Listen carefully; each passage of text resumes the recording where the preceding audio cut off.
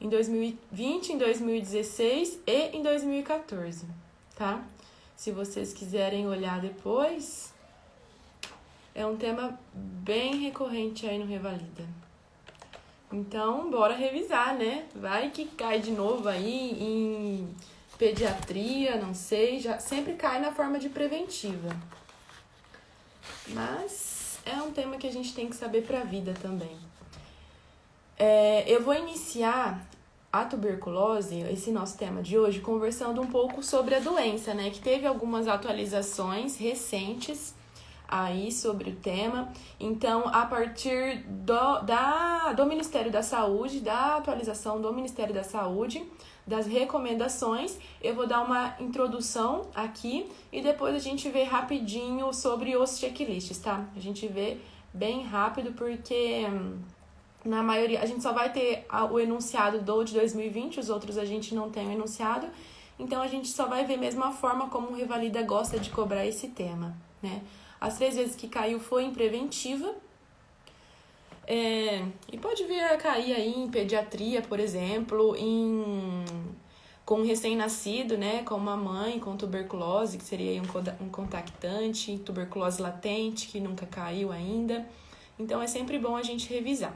Vamos iniciar conversando aqui sobre quem causa a tuberculose, né? É o bacilo de Kocher ou de Kocher. E a gente começa a pensar em tuberculose naquelas pessoas que têm uma tosse que não sara, né? Mais de 15 dias aí tossindo, com uma febre noturna, com sudorese, né? Calafrios, com uma perda de peso.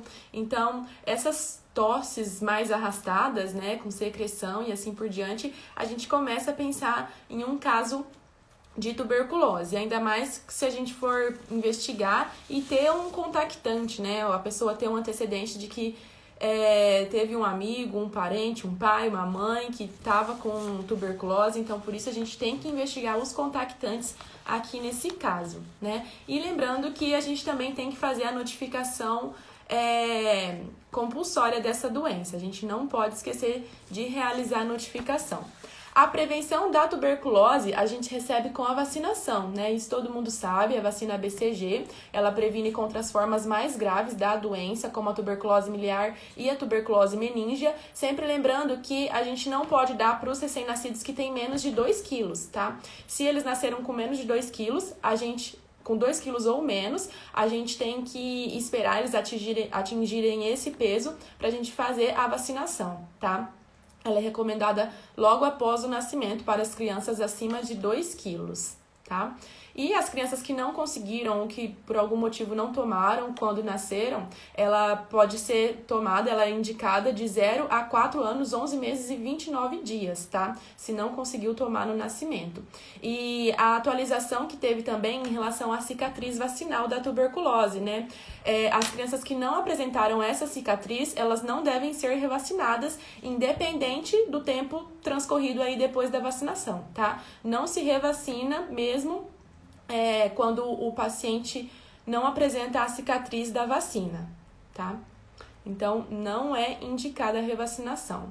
Em relação ao tratamento da infecção latente pela tuberculose, né, que é o ILTB, infecção latente da tuberculose, a gente tem que fazer o tratamento para as pessoas infectadas que foram identificadas por meio da prova tuberculínica, mas que não apresentam sintomas, né, que têm a prova tuberculínica positiva, mas não são sintomáticos e respiratórios. E antes de iniciar esse tratamento da tuberculose latente, a gente tem que estar certíssima de que ela não tem a tuberculose ativa, porque daí a gente tem que fazer o tratamento da tuberculose. E também na tuberculose latente a gente realiza a notificação, tá?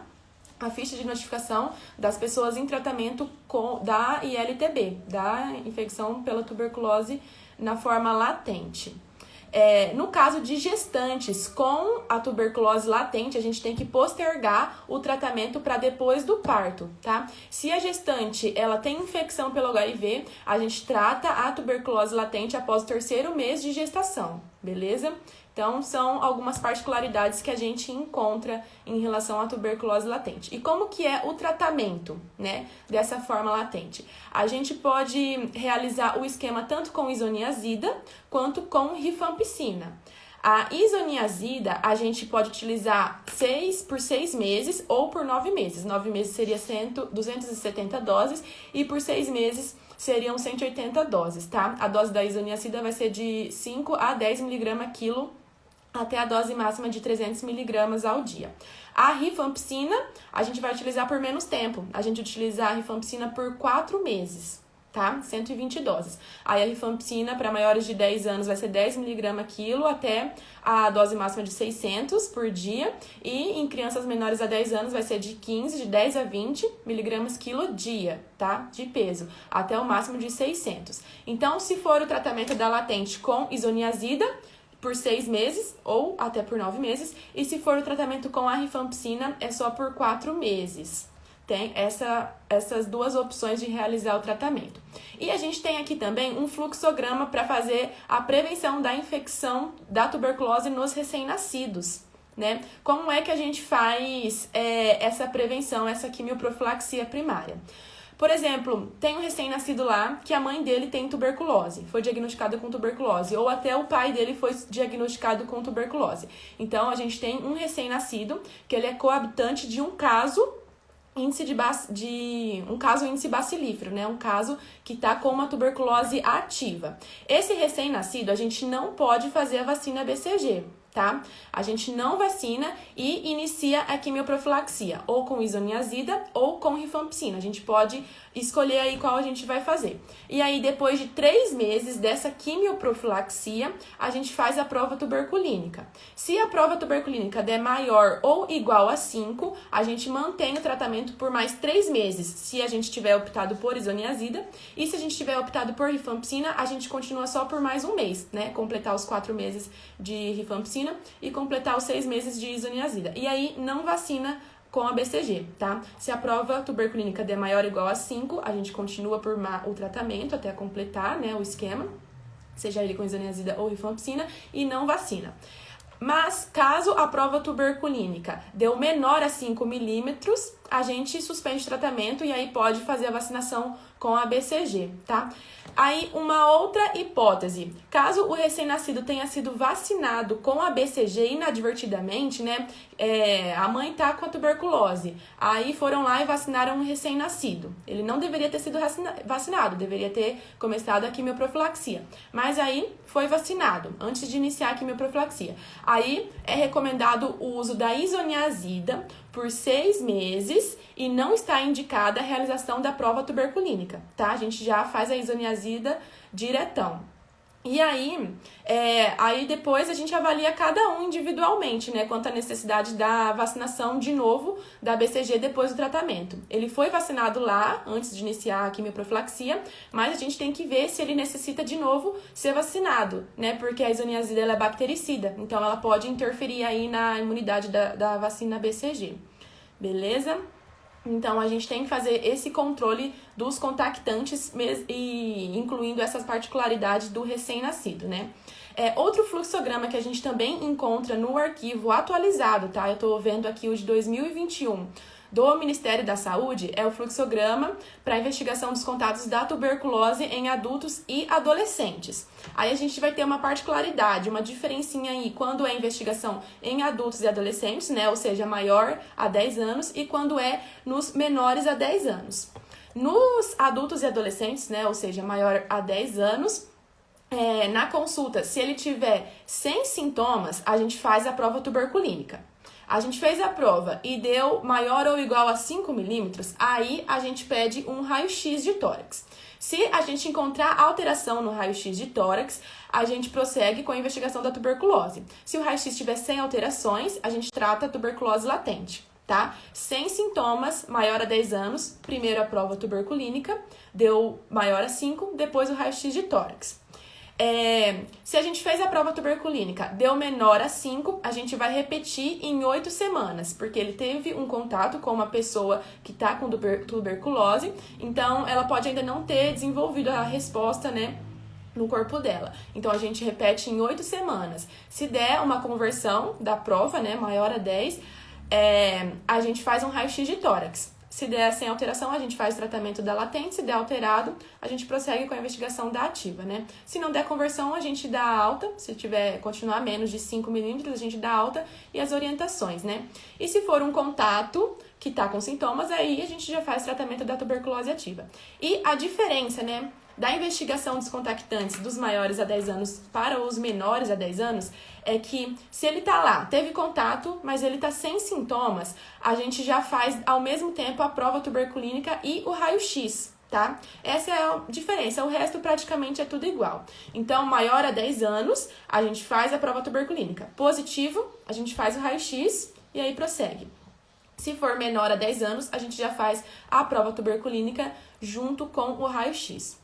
E o resto é tudo igual, tá? Lembrando que se a gente tiver menos de 5, a prova tuberculínica, a gente repete em 8 semanas e tem que dar uma diferença de 10 milímetros, né? A prova tuberculínica da primeira vez que a gente fez e agora depois de 8 semanas, tá?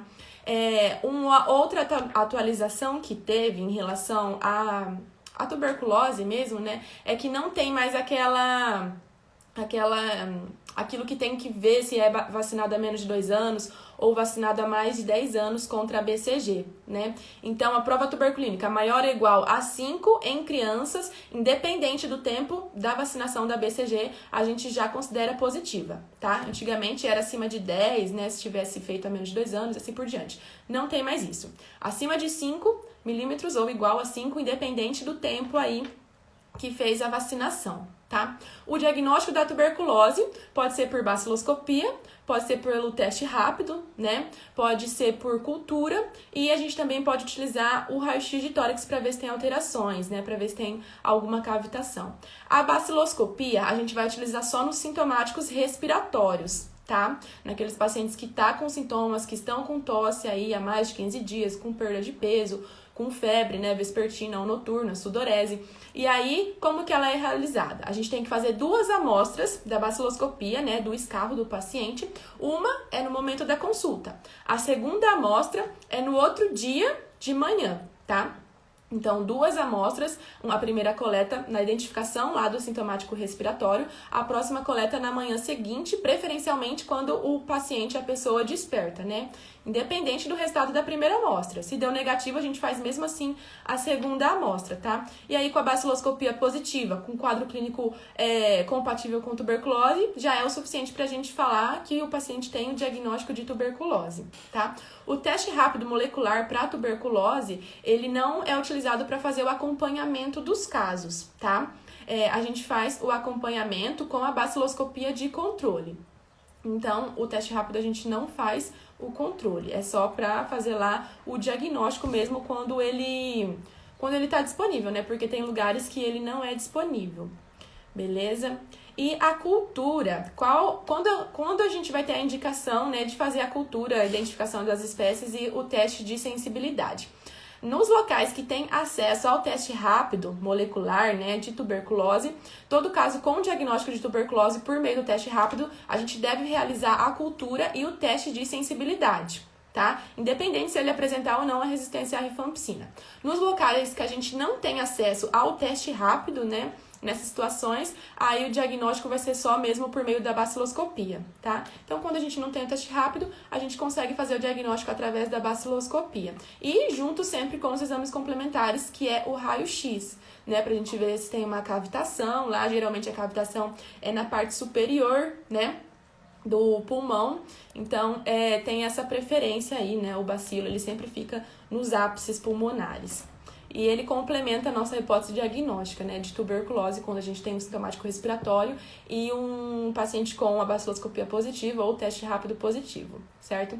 E todo paciente com tuberculose, a gente deve fazer o teste rápido para HIV, né? Isso eu acho que todo mundo sabe. São doenças que caminham juntas aí, geralmente uma leva a outra, né? Então, se a gente vê o paciente que tem tuberculose, a gente tem sim ou sim que fazer o teste rápido para HIV. Isso tá no Ministério da Saúde, tá? Sempre fazer o teste de HIV para diagnosticar. Se o resultado for positivo, né, aí a gente vê o momento oportuno para iniciar a terapia antirretroviral.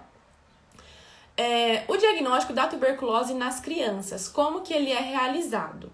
A gente faz baseado numa combinação de critérios, né? Que tem lá uma pontuação que a gente faz, que Deus me livre de ter que ficar decorando todos aqueles pontos, né? Mas é basicamente os sintomas que a criança tem, os sintomas da tuberculose, se teve contato ou não, né, com o caso, se tem alteração no raio-x, e a gente vai fazendo uma soma, né, desses critérios clínicos e epidemiológicos com a radiografia de tórax, e é muito provável se for uma pontuação maior a 40 pontos. E o raio-x de tórax, ele é indicado, ele deve ser solicitado para todas as crianças, tá? Que a gente pensa que pode ter uma tuberculose. A gente faz o diagnóstico nas crianças junto com o raio-x, tá? Eu vou ler aqui rapidinho, se eu encontrar aqui na minha bagunça, a pontuação das crianças, né? A gente não precisa decorar isso, mas é só para ter uma ideia, né? Quando a criança tem um quadro clínico compatível, a gente dá 15 pontos. Se ela tiver um raio-x compatível, 15 pontos. Um PPD positivo, até 9, 5 pontos, maior a 10, 10 pontos.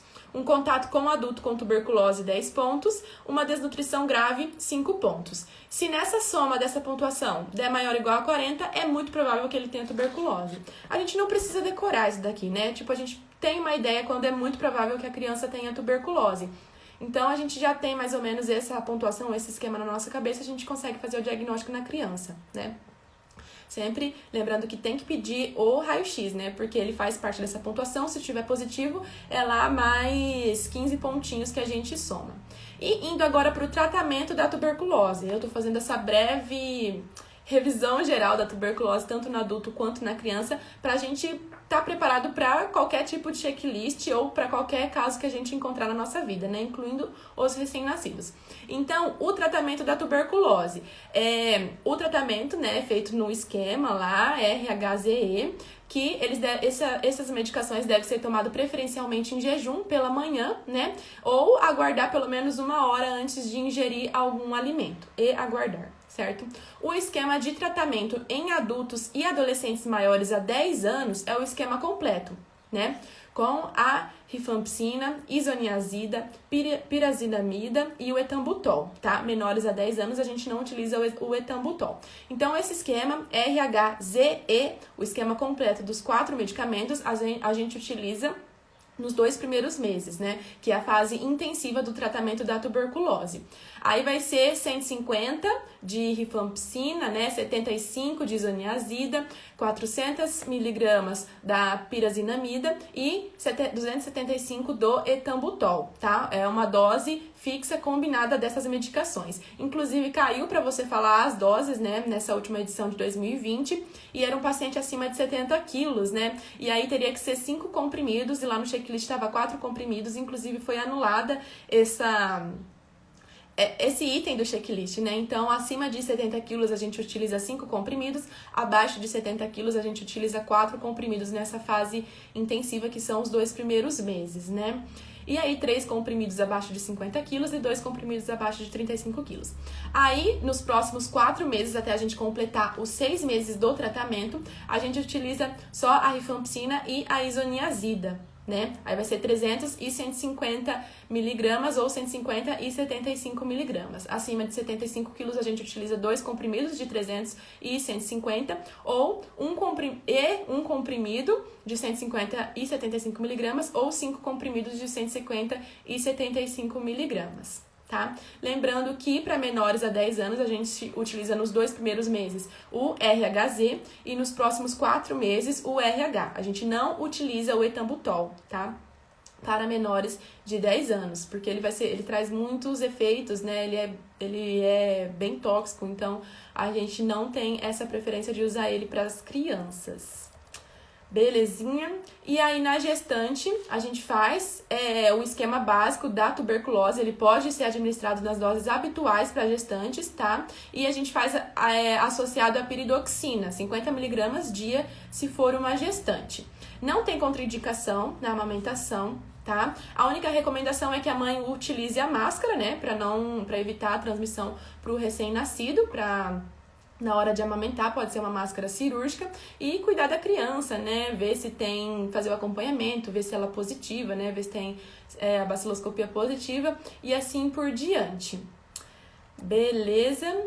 E aí, se for um paciente com tuberculose, a gente primeiro inicia o tratamento, ou com HIV, desculpa, a gente primeiro inicia o tratamento da tuberculose e depois começa o tratamento do HIV, né? E o segmento, aqui nesses casos da tuberculose, né? A gente chegou lá um paciente sintomático respiratório, a gente fez o diagnóstico, né? Através da baciloscopia, da clínica, do raio-x, que ele é um paciente com tuberculose.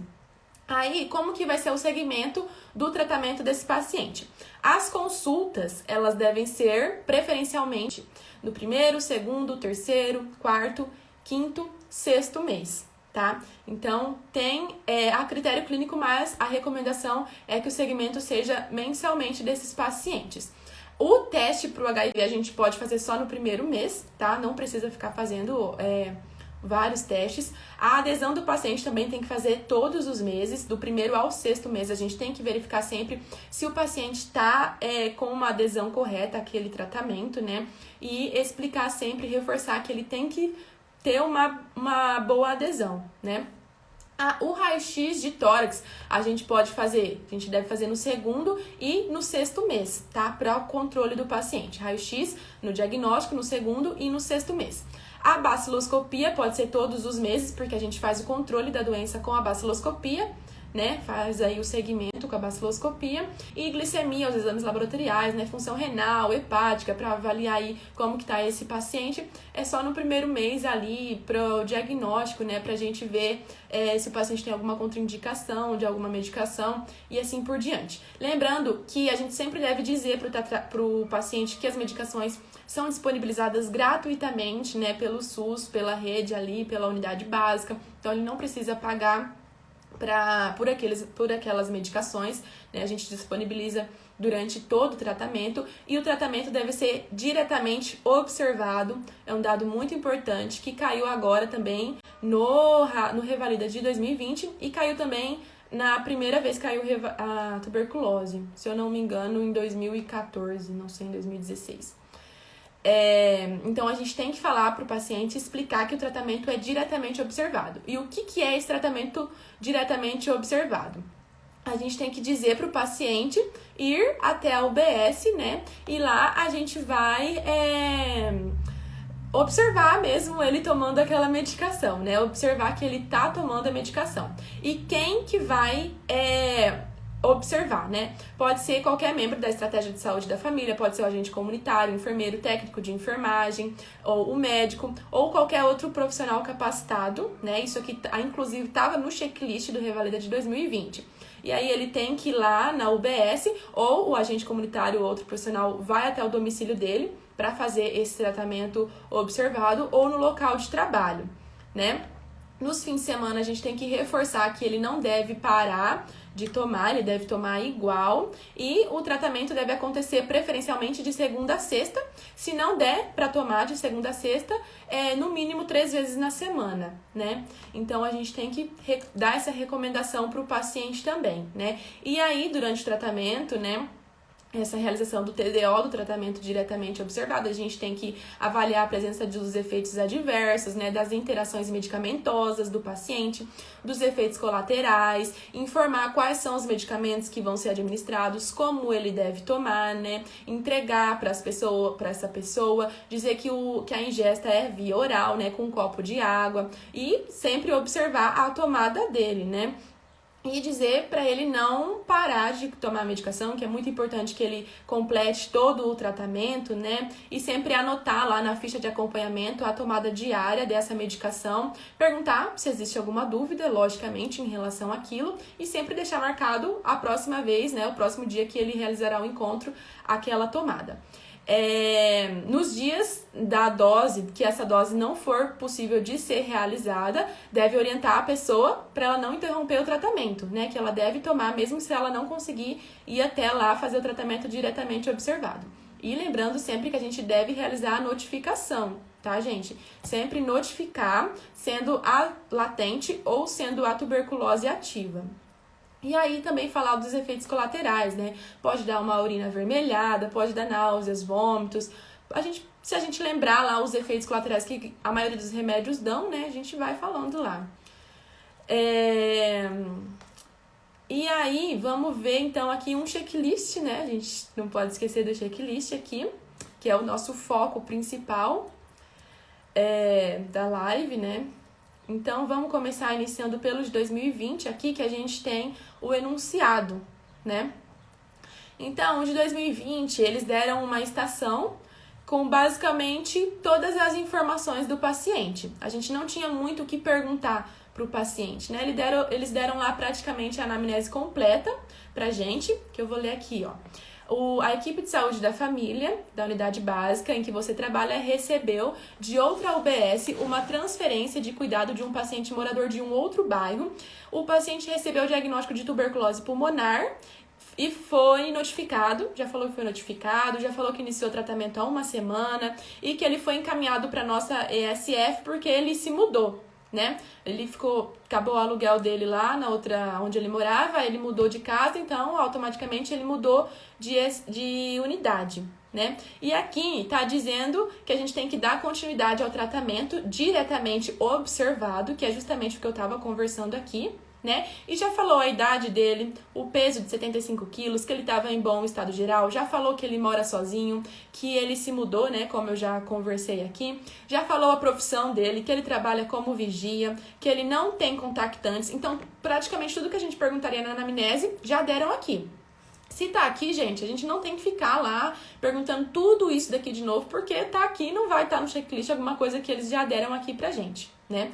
E aí, continuando aqui, na referência eles constam a medicação prescrita, um esquema básico para adultos com mais de 50 quilos, o histórico de HIV negativo, já deu aqui até o teste do HIV, que a gente é obrigado a fazer também, a ausência de comorbidades, consumo leve de álcool, então não deu essa informação à toa, né? Ele faz um consumo de álcool, a gente tem que orientar ele a não ingerir álcool, pelo menos durante o tratamento, porque pode dar aí uma piora, né, dos efeitos colaterais, uma alteração da função renal, né, enfim, uma hepatotoxicidade. Ele tem insuficiência familiar e social e ele já tem um atestado médico de 15 dias. Né, de afastamento do trabalho. Então, ele agendou a consulta hoje, aqui, para programar o tratamento, para dar continuidade ao tratamento observado, e as nossas tarefas eram acolher, citar as medicações e explicar o tratamento completo da tuberculose, completo, então, a gente teria que falar as doses aqui também, né, o mês e assim por diante. Orientar como será feito o tratamento diretamente observado e orientar sobre o afastamento do trabalho. Não precisava de exame físico, e aqui a gente tinha que considerar que estava disponível no consultório tudo que a gente precisava, né? Registro de saúde, prontuário, atestado, receituário, estava tudo lá prontinho pra gente. Indo agora pro checklist, eu vou ir conversando com vocês e acompanhando aqui o checklist, certo? Como toda estação, a gente teria que se apresentar, realizar o acolhimento, os 3 itens. Bom dia, eu sou a doutora Laís, você vai falar seu nome. Eu que estarei responsável aqui pelo seu atendimento, né, aqui nessa UBS. O seu nome, eu tô vendo aqui, né, aí você ia perguntar o nome dele, porque não tem na verdade. Tô vendo aqui que o senhor tem 53 anos, que o senhor trabalha como vigia, que o senhor se mudou pra cá, né, é novo aqui. No que eu posso ajudar o senhor, né? Tem sempre que fazer essa pergunta aberta pro paciente. E aí ele ia falar que ele vai continuar o tratamento da tuberculose, né, que ele já estava fazendo lá, e assim por diante. Então, gente, a gente não precisa perder nosso tempo perguntando tudo aquilo que o enunciado já nos deu. Aqui, a partir daqui, a gente já tem que perguntar se ele sabe o que é tuberculose, né? Se ele tem alguma dúvida em relação à doença, explicar o que ela é transmitida, né, através das vias respiratórias, que a tuberculose dele tá no pulmão, né? Que ela que estava causando essa perda de peso, essa tosse, esses calafrios. Com o tratamento vai parar todos esses sintomas, né, indesejados. E aí a gente tem que perguntar também sobre a adesão do tratamento, né? Disseram ali pra gente que ele começou o tratamento há uma semana, então não deram à toa essa informação. A gente tem que perguntar se ele tá fazendo o tratamento corretamente, se ele tá tendo alguma dificuldade, se ele tem alguma dúvida em relação ao tratamento, se ele tá tendo algum efeito colateral, né? Como é que tá? Perguntar quantas medicações ele tá tomando por dia, isso tudo tinha no checklist. Tá? Perguntar como que ele tá se sentindo, né? Se tá tudo bem, se ele tá tendo algum incômodo, né? Falar se ele estiver sentindo algum efeito colateral, a gente explicar que é normal no começo, mas pode... a tendência dos efeitos colaterais é desaparecer conforme o passar do tempo aí tomando as medicações, né? E aí, essa seria a introdução, o acolhimento geral e incluindo a queixa principal, né? Não é bem uma queixa aqui, mas o acolhimento primário aqui do nosso paciente. E aí, seguindo a nossa tarefa aqui, eu vou até ler de novo, a segunda aqui opção da nossa tarefa era citar as medicações e explicar o tratamento completo, né? E falar sobre o tratamento diretamente observado. Então, aqui a gente tinha que citar o nome das 4 medicações, né? Na forma de 2 comprimidos, rifampicina, isoniazida, pirazinamina e etambutol, tá? Que é o esquema RHZE. Sempre falando que esse esquema vai ser em 2 meses e depois nos próximos 4 meses vai ser só o RH, né? Muda o esquema aí e serão... Continuando aqui no tópico 8 do checklist, você tinha que explicar o tratamento completo, né? E que seriam 5 comprimidos nos 2 primeiros meses e 3 ou 5 comprimidos nos próximos 4 meses. E explicar os efeitos colaterais, né? Nos efeitos colaterais é adequado se você explicasse pelo menos 2 dos efeitos. Tem milhões de efeitos colaterais, né? Aqui era só você lembrar efeito colateral de qualquer medicação, né, que pode dar náuseas, vômitos, alteração do hábito intestinal, alteração da cor da urina e o que mais que poderia dar que a gente encontra aqui? Uma neuropatia periférica, um exantema leve, irritação, acne, prurido, insônia, agitação, depressão leve, sonolência, vertigens, ansiedade. Então, 1 milhão de efeito colateral aqui. Se você lembrasse de falar um efeito colateral, você pontuaria com certeza aqui, porque qualquer coisa que você falasse, você ia pontuar, porque... Tá, todos os efeitos colaterais possíveis essas medicações podem dar, né? Não que vão dar em todos os pacientes, mas elas podem causar. Sempre perguntando se o paciente tem alguma dúvida, né? Explicar que os efeitos vão passar e que não é para ele parar a medicação. Sempre reforçar que ele não deve parar, ele deve ter uma adesão completa, né, do tratamento da tuberculose. E orientar como que é a ingestão, né, que a gente já comentou, que é com água, em jejum, né, pela manhã, que ele não pode ingerir álcool, né, porque pode ter uma agressão do fígado, piora os efeitos colaterais, os efeitos adversos. E o tratamento diretamente observado, eu já falei agora há pouco, né, não vou ficar reforçando. Então, quem faria, né, seria qualquer membro da estratégia de saúde da família. Onde? Na UBS ou no domicílio, né, que o profissional iria até o domicílio a observar, ou até no trabalho dele poderia ser, tá? A especificidade, como que vai ser a tomada da medicação nos fins de semana e feriados, e a frequência, né, que a gente já comentou lá, que tem que ser todos os dias, preferencialmente, mas se não der, no mínimo tem que ser 3 dias. E orientar que ele não deve retornar no trabalho até completar os 15 dias de tratamento, né? Porque depois de 15 dias, as chances de transmissão diminuem muito. Então, até o 15º dia, ele tem que ficar meio que isolado, né? Ele já mora sozinho, ele não tem contactantes, a gente não precisa chamar ninguém aqui. Então, era só orientar mesmo que ele não retornasse ao trabalho até 15 dias. E assim a gente fecharia esse checklist aqui. Certo? Agora, no checklist de 2016, a gente não tem aqui o enunciado de 2016, infelizmente. Aí, deixa eu só colocar aqui para eu acompanhar no checklist como que era o checklist desse ano, de 2016. Era identificação, acolhimento, os 3 itens. E aqui, a gente tinha que fazer a anamnese, o exame físico, exames laboratoriais, conduta, contactantes, notificar, acompanhamento. Então, aqui na de 2016, sim, você tinha que fazer o passo a passo da investigação da tuberculose no paciente, tá? Então, a gente tinha que iniciar com a queixa principal.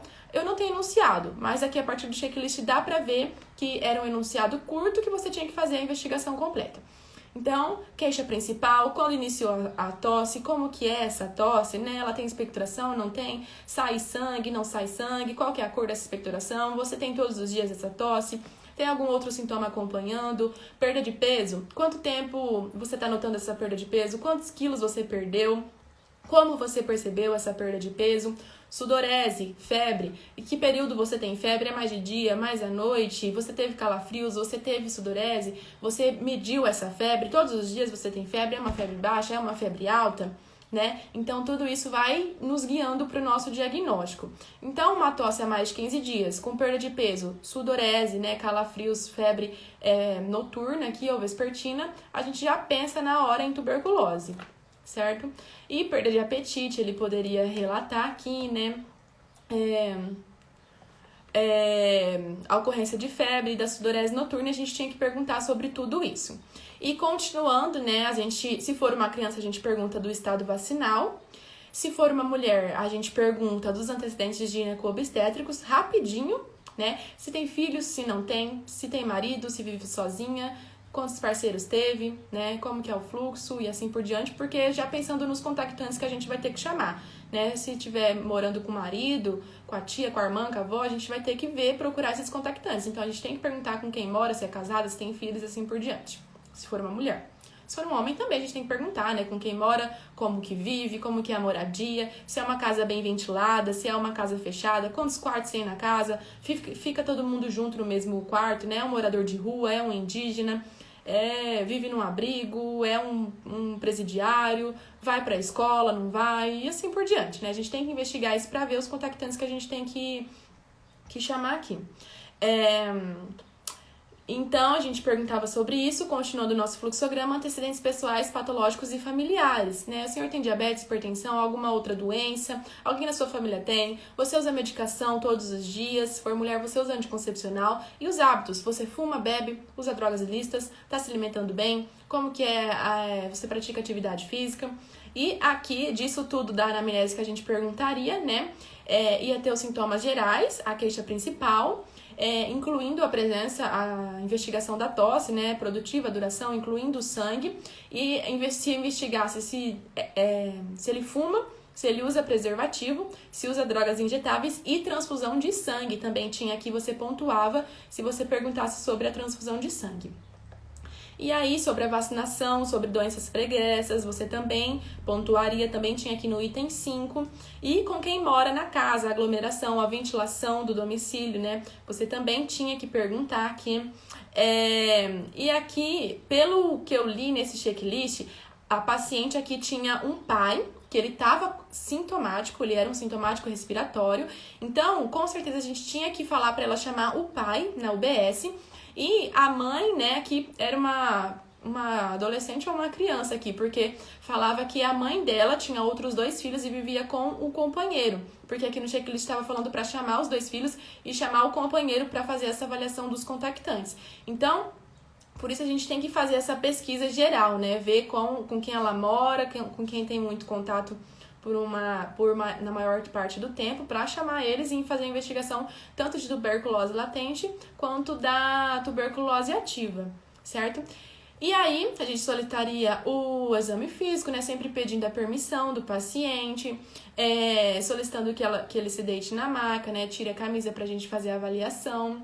Ectoscopia geral com pele e mucosas, né? A face também. Sinais vitais, frequência cardíaca, respiratória, pressão arterial, temperatura, saturação, pulso. Sempre verbalize os achados, verbalize os sinais que estão normais, verbalize tudo, tá? Você não vai, como se você estivesse lendo lá, mentalmente, lê com a boca, né? Lê igual eu tô falando aqui, lê em voz alta, vamos dizer assim. E aí, os sinais vitais, e vamos pro exame físico, né? Direcionado, ele tá com uma queixa pulmonar aqui, então a gente faz a inspeção, palpação, percussão e ausculta cardiopulmonar, né? Desse paciente, e aí a gente solicita os exames complementares, né, uma baciloscopia, um raio-x de tórax, um hemograma completo, um perfil renal, né, um perfil hepático também, pensando nas drogas que a gente vai ter que dar para esse paciente. Se tiver o teste rápido, né, da tuberculose disponível, né, molecular, a gente pede, se não tiver, fazer o quê, né? A gente, com a baciloscopia, já consegue fazer o diagnóstico, sempre verbalizando. Eu quero uma baciloscopia, 2 amostras, uma agora, a segunda amostra amanhã, independente do resultado que for agora.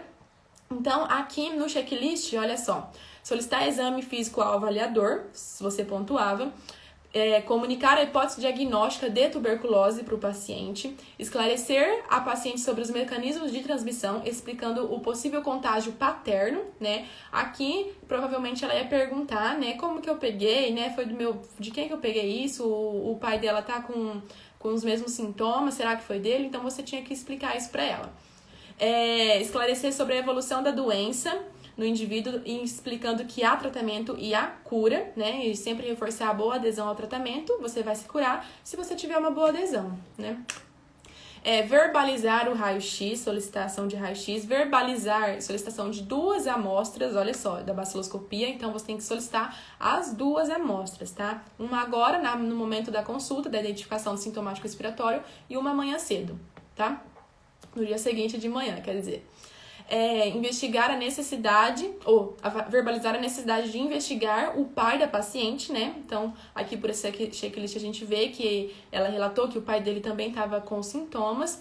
E no 14, explicar que neste momento não há necessidade de realizar a investigação do companheiro e dos outros filhos, porque ainda é uma suspeita de tuberculose. Então, depois que a gente confirmar que aquela paciente tem a tuberculose, a gente investiga os contactantes. E o 15, orientar cuidados no domicílio, a ventilação adequada, as condições de moradia, né? Evitar a aglomeração das pessoas, orientar quando levar o braço, né? Levar a mão na boca, no nariz, né? Sempre lavar, ou quando for tossir ou espirrar, colocar a mão na frente. E depois era só a avaliação da capacidade de comunicação, né? E assim por diante. Então, assim seria esse checklist aqui de 2016. E caiu, na primeira vez que caiu foi em 2014. Esse checklist aqui foi bem mais simples, girava em torno da mesma coisa desses outros checklists. Eu não vou ficar explicando tudo aqui, né? A gente falou um checklist numa forma em que eles davam todas as informações pra gente, que a gente não precisava ficar de novo repetindo tudo aquilo, perguntando tudo aquilo pro paciente. Era só focar nas tarefas e ir longe, né? Seguir em frente, que você gabaritava. E é fácil falar agora, né? Gabaritava. Quero ver na hora, prestando atenção, né? Vendo realmente que a estação não quer de você é bem mais difícil. Mas vendo aqui de fora, não parece ser tão difícil, né? Mas, enfim. É bem diferente você lá no nervosismo, né? Eu falo aqui gabaritava, mas todo mundo sabe que não é assim, né? E na estação de 2014, o checklist era assim. Apresenta-se adequadamente, como sempre, né? Interage adequadamente com o paciente. 3. Explica o significado do resultado positivo na pesquisa do bacilo. Então, aqui, eles já deram um raio-x alterado com uma caverna e uma baciloscopia positiva. Então, eles deram três vezes a tuberculose e vocês podem observar a diferença do formato do checklist que eles deram nessas 3 vezes, né? Como eu disse, em 2020 eles deram todas as informações, você só focava na tarefa. Em 2016 você tinha que fazer completo o exame físico, ou anamnese, exame físico, laboratório, diagnóstico, tratamento, notificação. E aqui eles já deram para você o exame laboratorial, positivo, escarro e uma caverna no raio-x para você realmente ver as alterações, né, e fazer o diagnóstico a partir disso. Então, você tinha que esclarecer que lá era uma alteração típica de tuberculose no raio-x. 5. Explicar a natureza infecciosa da tuberculose, as vias de transmissão e disseminação da doença, assim como nos outros aqui você também tinha que fazer isso. Prescrever corretamente o tratamento inicial, né, RHZE, nas doses habituais que eu não vou ficar repetindo aqui. Explica a duração do tratamento, igual, né, 2 meses completo, 4 meses só o RH. Reforça a necessidade de perseverar e não abandonar o tratamento, igual o outro checklist. Explicar que os remédios são dispensados na unidade básica, né, pelo SUS, igual nos outros também. Solicitar a sorologia para HIV, dizer que é uma associação frequente. Investigar os comunicantes. Solicitar que os contactantes compareçam ao UBS. Retorno, acompanhamento regular e necessidade de notificação. Então, isso é o básico, né, aqui para tuberculose. E fechamos aqui a estação de tuberculose, certo? Então, essas que eu falei por último foram as 3 formas que caiu. Nada impede de cobrar mais uma vez, né? Por exemplo, uma tuberculose num recém-nascido, né? A gente tem que estar preparado para tudo. Eu acho que não é tão provável de cair tuberculose, né? Já que caiu em 2020. Mas, enfim, né? Para nossa vida e para estar preparado aí para qualquer coisa, né? Que pode aparecer no nosso checklist. Espero que tenha sido boa essa live pra vocês. Espero que tenha gostado. Eu volto aqui às 6h30, mais ou menos esse horário, né? Não tão pontual, mas eu apareço aqui. Então, à tarde a gente continua aqui com outro tema frequente do Revalida. E espero vocês. Fiquem com Deus. e até lá. Beijinho!